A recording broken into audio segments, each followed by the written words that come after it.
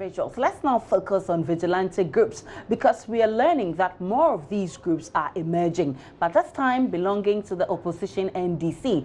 Even though the opposition NDC has distanced itself from emerging party security groups spotted during its regional elections held over the weekend, some heavy-built men clad in shirts with inscriptions such as dragons and hawks were seen in parts of the country performing various security functions, including controlling crowds and protecting ballot boxes. What do you make of this worrying trend, since we've been struggling to deal with the already existing groups? And it's the same question I'm going to put to you. Should we be worried about this? Because, I mean, we've seen some of these things, we've complained about it, and we really haven't reached a point where we can heave a sigh of relief. Now we're hearing that more of them are coming up.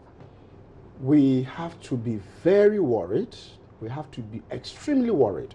If you know what's, is going on in Côte d'Ivoire, where every now and then there is, uprising, Burkina Faso, where, guns are fired here and there. If you go to our own Nigeria, brothers in Nigeria, Boko Haram, this is how it all started.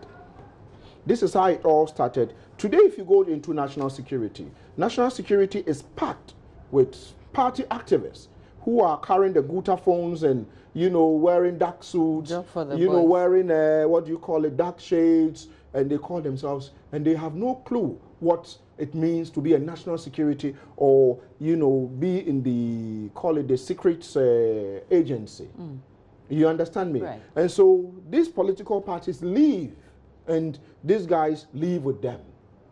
And because most of them don't have the requisite training and the requisite qualification to be reintegrated into society, and most of them, whilst they were at that, they were getting loose money. And so it becomes difficult to even engage them. And so then what they do is use fear and intimidation and blackmail. So they come together as, groups. And largely these groups are financed by, the political elite in our society. Okay. They finance them heavily. And the hawks, as you mentioned, and the rest. This should, put a lot of fear in us. Yeah.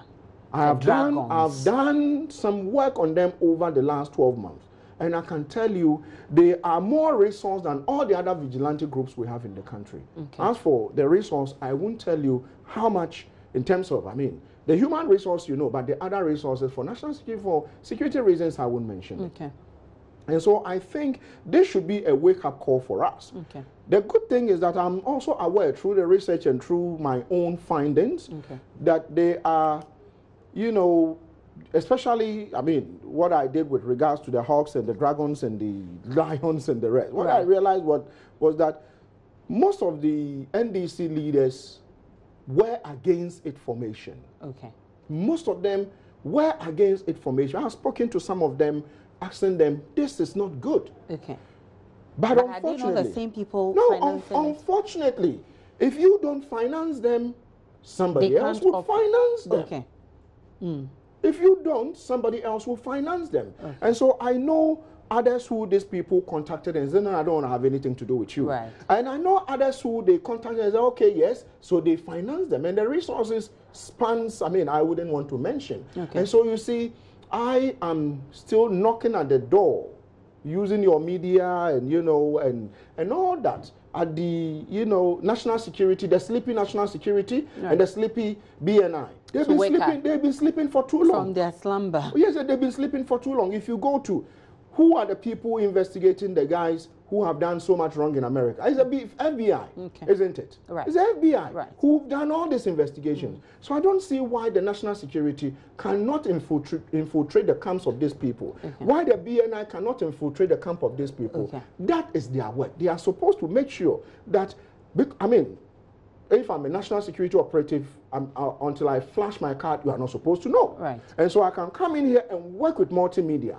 And if multimedia had any other agenda apart from your media work, it will be up to me to send that information to the identified security agency, police, to come in and raid the place. Right. But when was the last time national security did some work, apart from, you remember the national service something, They haven't done anything. But it baffles my mind that we even have a national security minister, and we have a national security coordinator, and we have a whole edifice called National Security Bureau. And they are paid. Why are we still here? Why are we finding ourselves in this situation? We are still here because I'm thinking that the president, in his own wisdom, decided for the fact we should have a national security minister. Right. So that you see some of the atrocities that in the past national security would bend on the ordinary Ghanaian would stop. But unfortunately, that has not stopped. And so for me, I am still saying that do we actually even need the national security at all at its present state? Probably no. Okay. Do we need a BNI? No. I'm sure they'll be listening to me. They are not happy.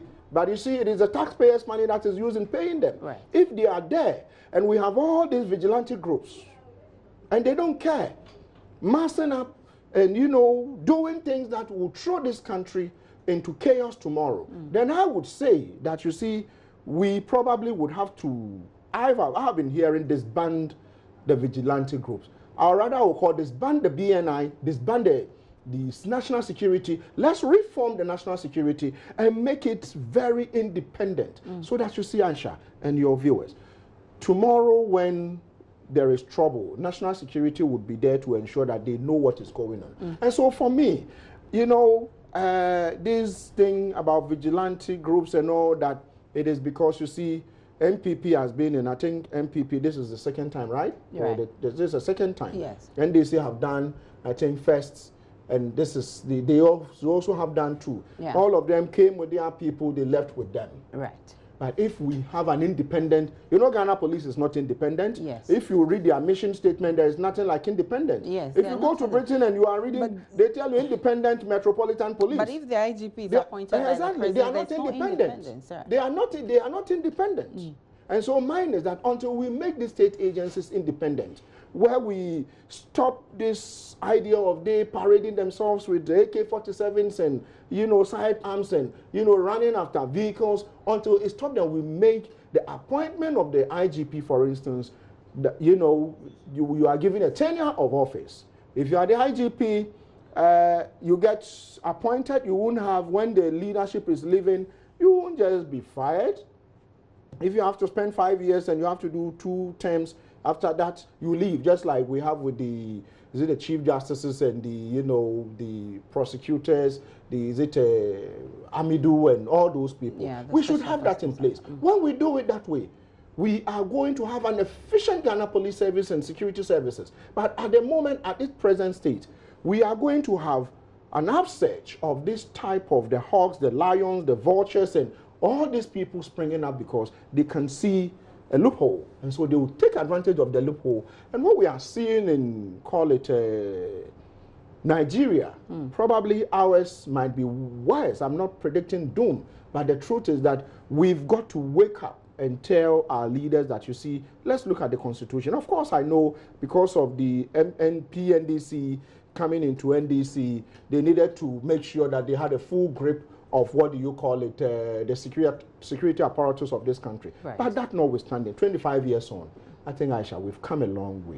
And I would have wished that, seriously speaking, we would you know, disconnect the security apparatus from the political elite, so that when you come and the people are not interested in you anymore and they vote you out of power, you go. But we have the police service being independent. So I think these are some of the things we need to do. All right, many thanks to you, and I'll say God save Ghana from all these vigilante groups. Many thanks for coming. Adam Bona, a CEO of Security Warehouse, and he is a security analyst. We've been having very interesting conversations, and one thing I take from him, he says that for this country to have a firm grip of our security, we must disassociate the police service, all the security agencies, from the political, you know, mechanisms or machinery.